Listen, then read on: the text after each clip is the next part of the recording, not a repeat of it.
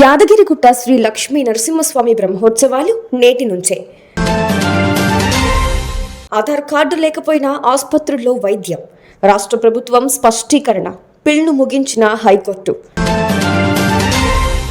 SLBC టన్నల్లో గల్లంతైన వారి ఆచూకీ కోసం ముమ్మరంగా గాలింపు. ఆ 5 లొకేషన్లలో ఏముంది?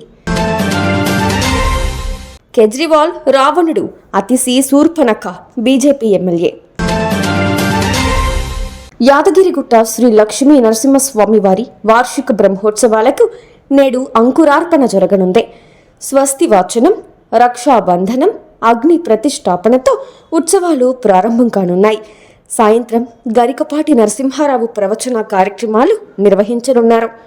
ఆలయం లోపల బయట కొండ చుట్టూ విద్యుత్ దీపాలతో సర్వాంగ సుందరంగా ముస్తాబు చేశారు. భక్తులకు అసౌకర్యం కలగకుండా తగిన ఏర్పాట్లు చేసినట్లు ఈవో భాస్కర్ రావు తెలిపారు. ఆధార్ కార్డు లేకపోయినా ప్రభుత్వాసుపత్రిలో వైద్యం అందిస్తున్నట్లు ప్రభుత్వం హైకోర్టుకు తెలిపింది. ఉస్మానియాలో ఆధార్ లేకపోతే వైద్యం చేయడం లేదంటూ హైకోర్టులో పిల్ దాఖలైంది. దీనిపై న్యాయస్థానం ప్రభుత్వ స్పందనను అడిగింది.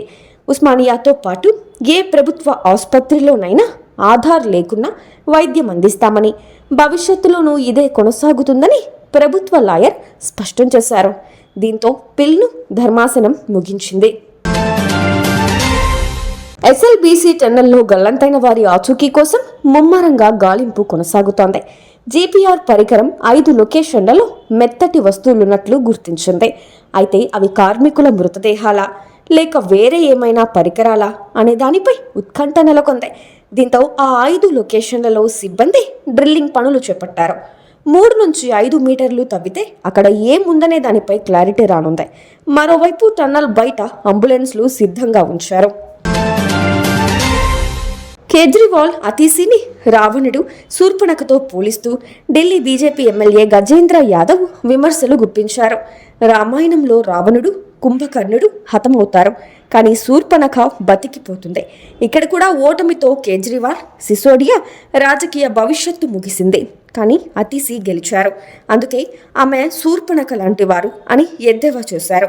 ఇక తాము చేసే మంచిని చూసి ఆప్ నేతలు ఎప్పుడూ ఏడుస్తూనే ఉంటారని ఆయన విమర్శించారు.